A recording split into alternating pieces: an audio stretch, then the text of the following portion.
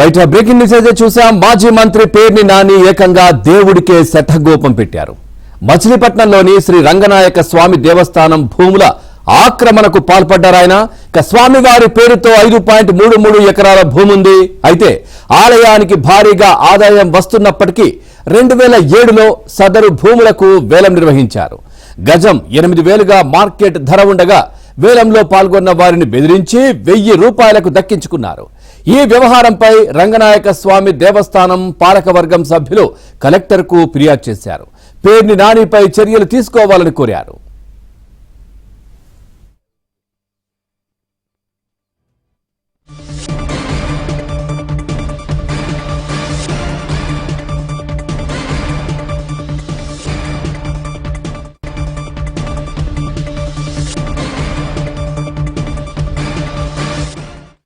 ఇక పథకం ప్రకారమే ఆలయ భూములను పేర్ని నాని దోచుకున్నాడని టీడీపీ నేత దిలీప్ ఆరోపించారు. 2004లో ఎమ్మెల్యేగా ఎన్నికైన నాటి నుంచే ఆలయ భూములపై కన్నేశాడని, సమగ్ర విచారణ జరపాలని డిమాండ్ చేశారు.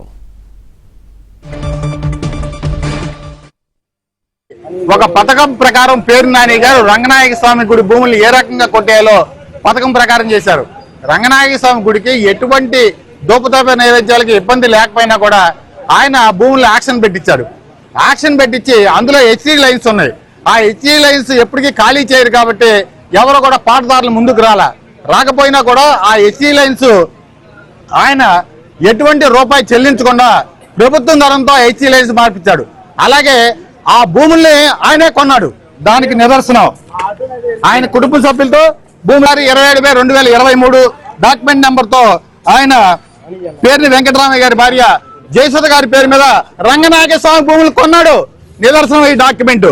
నెక్స్ట్ వాళ్ళ మాంగారి పేరు మీద 26/28/2023 డాక్యుమెంట్ తో వాళ్ళ మాంగారు పట్ట రామచంద్ర గారి పేరు మీద రంగనాయక స్వామి భూములు కొన్నాడు. ఇదిగోండి డాక్యుమెంట్. తదుపరి చూస్తా ఉన్నాం. పేర్ని నాని దేవుడికే శఠగోపం పెట్టినటువంటి బ్రేకింగ్ అయితే చూస్తా ఉన్నాం. సో పూర్తిగా కూడా ఎట్లాంటి అన్ని నిబంధనలు కూడా విరుద్ధంగా కూడా ఈ విధంగా భూములు స్వాధీనం చేసుకున్నారనే డీటెయిల్స్ అయితే మనం చూస్తా ఉన్నాం. రోల్గా ఈ అంశానికి సంబంధించి మరింత సమాచారాన్ని మా కరెస్పాండెంట్ ప్రసాద్ అందిస్తారు. ప్రసాద్, పూర్తి డీటెయిల్స్ ఏంటి? పవన్ మాజీ మంత్రి, వైసీపీ నేత, మచిలీపట్నం మాజీ ఎమ్మెల్యే పేర్ని నాని భూభాగవతం సంబంధించి అంశాలు తాజా వెలుగులోకి వచ్చి ఆయన ఎమ్మెల్యేగా పనిచేస్తున్న సమయంలో మచిలీపట్నంలోని శ్రీ రంగనాయక స్వామి దేవస్థానం భూములను ఎంకరేజ్ చేసేందుకు కుట్రపూర్తిగా వ్యవహరించారని కూడా నిర్ధారిస్తా ఉన్నారు. చక్క పథకం ప్రకారమే సర్వే నంబర్లు ఆర్ఎస్ నంబర్ 197లో 5.33 ఎకరాల భూమిని స్వాధీనం చేసుకునేందుకు అప్పట్లో ప్రణాళిక ఉన్న అప్పుడున్న అధికారులను కూడా ఒత్తిడి చేసి మరి ఈ భూములు స్వాధీనం చేసుకున్నారు. ఆ తర్వాత ఆక్షన్ లో పాల్గొన్న వారిని కూడా బెదిరించి మరి కేవలం తన అనుయాయులతో కారు చౌకగా కొట్టేసినట్టు కూడా నిర్ధారిస్తా ఉన్నారు. ఈ నేపథ్యంలో ఈ మొత్తం వ్యవహారాలకు సంబంధించి తాజాగా తెలుగుదేశం పార్టీ నాయకులు అలాగే కూటమి నాయకులు మొత్తం ఆ డాక్యుమెంట్తో సహా వెలుగులో తీసుకొచ్చారు. అంతేకాకుండా తన పేరుతో ఆ భూమి ఉంటే రాజకీయంగా ఇబ్బంది అవుతుందని చెప్పి తర్వాత ఆయన సతీమణి పేరుతోనూ అలాగే అతని రామచంద్రరావు పేరుతో కూడా ఈ భూములు బదలాయించినట్టు కూడా మొత్తం డాక్యుమెంట్లకు సంబంధించిన ఎవిడెన్స్ కూడా సంపాదించారు. వీటన్నిటి ఆధారాలతో తాజాగా మచిలీపట్నం కలెక్టరేట్ లో ఇటీవల స్పందన కార్యక్రమంలో మొత్తం రంగనాథ స్వామి భూములకు సంబంధించి ఏ విధంగా స్వాధీనం చేసుకున్నారు, ఏ విధంగా ఆక్రమించారు, తక్కువ రేటుకి నిబంధనల విరుద్ధంగా స్వాధీనం చేసిన అంశాలపై ఫిర్యాదు చేయడంతో ఇప్పుడు చర్చనీయాంశంగా మారింది.